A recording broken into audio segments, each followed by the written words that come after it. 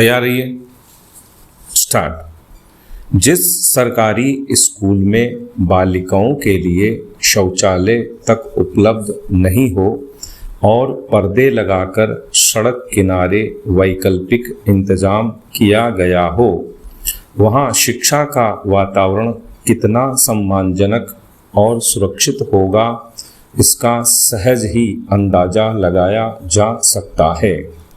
राजस्थान में कोटा जिले के गुंदी गांव के राजकीय प्राथमिक विद्यालय की तस्वीर केवल एक गांव या एक स्कूल की कहानी नहीं है, बल्कि यह देश के सरकारी शिक्षा तंत्र की उस सच्चाई को सामने लाती है जिसे हम विकास के चमकदार नारों के बीच कई बार नज़रअंदाज कर देते हैं। स्कूल में शौचालय नहीं होना न केवल असुविधा से जुड़ा है, बल्कि बालिकाओं की गरिमा और उनके शिक्षा के अधिकार से जुड़ा गंभीर प्रश्न है।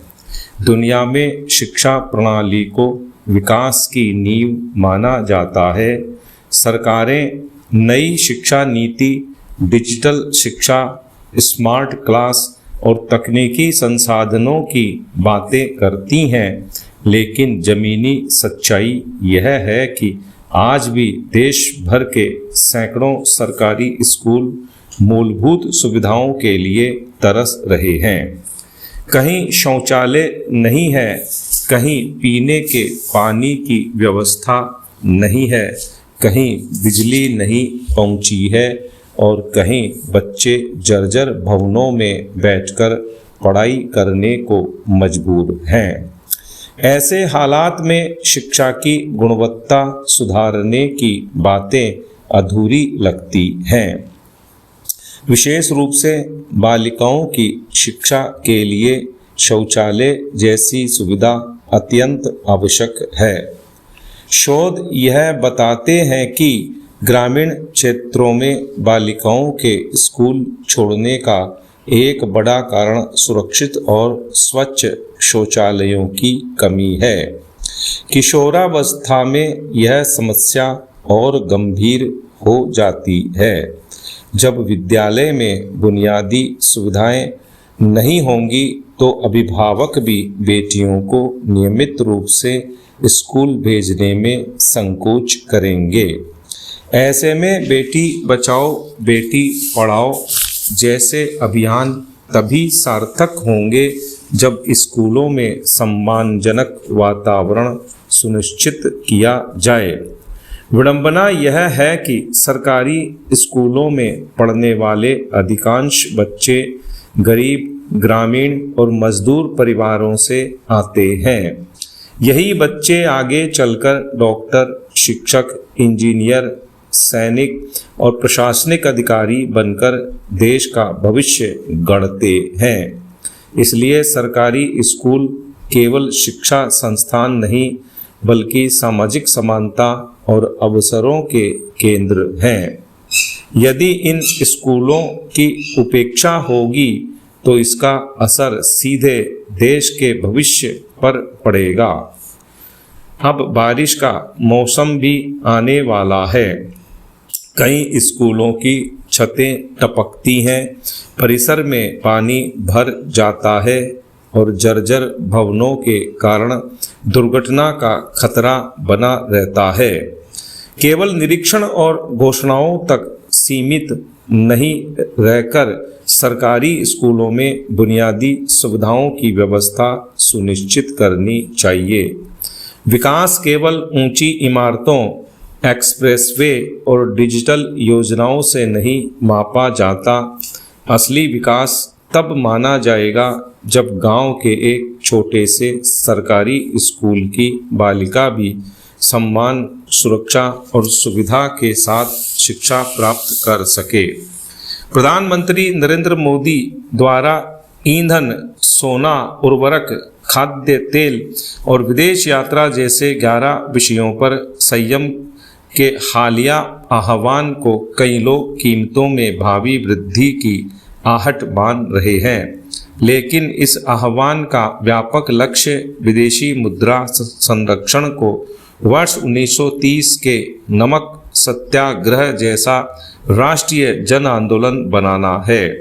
गांधी जी ने अपनी दूरदर्शिता से जिस प्रकार नमक जैसे शक्तिशाली प्रतीक से आर्थिक स्वावलंबन के विचार को व्यापक जन भागीदारी में बदला था, मोदी भी चाहते हैं कि हर भारतीय उसी प्रकार देश की आर्थिक आत्मनिर्भरता में अपनी व्यक्तिगत भूमिका महसूस करे। यह आर्थिक नेतृत्व का एक तरीका है।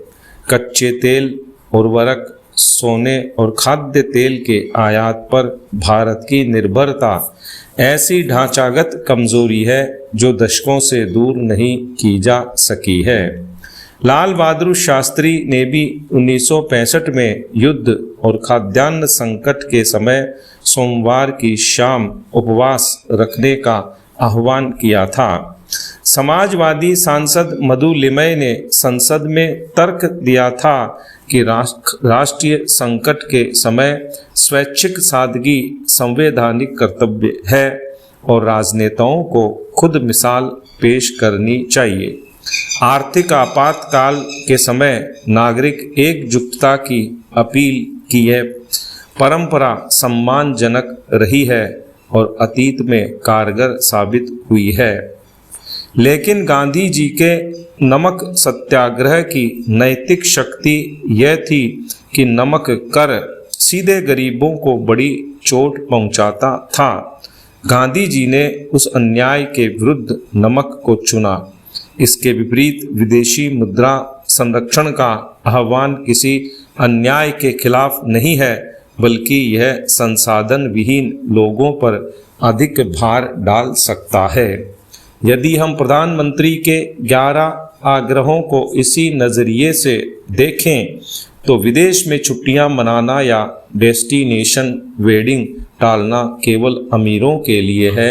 इलेक्ट्रिक वाहन खरीद या वर्क फ्रॉम होम के विकल्प संपन्नों और सफ़ेद पोश पेशेवरों के लिए है, दिहाड़ी मजदूरों के लिए नहीं। लेकिन खाद्य तेल के उपयोग में संयम गरीबों की बुनियादी जरूरत पर प्रहार है। कुछ आग्रह अमीरों को लक्षित करते हैं, लेकिन कुछ अनजाने में दरिद्र नारायण से त्याग की अपेक्षा करते हैं।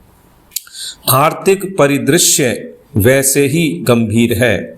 सरकारी तेल कंपनियां प्रतिदिन लगभग 1600 से 1700 करोड़ रुपए का नुकसान उठा रही हैं।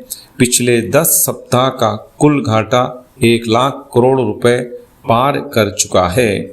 उपभोक्ताओं को राहत देने के लिए की गई उत्पाद शुल्क कटौती से सरकारी खजाने को हर महीने 14,000 करोड़ रुपए का नुकसान हो रहा है। उर्वरक सब्सिडी का बजट भी 1.71 लाख करोड़ से बढ़कर 2 लाख करोड़ के पार जाने की आशंका है। यह संकट तब आया है जब वित्तीय स्थिति पहले से ही दबाव में है। विराम।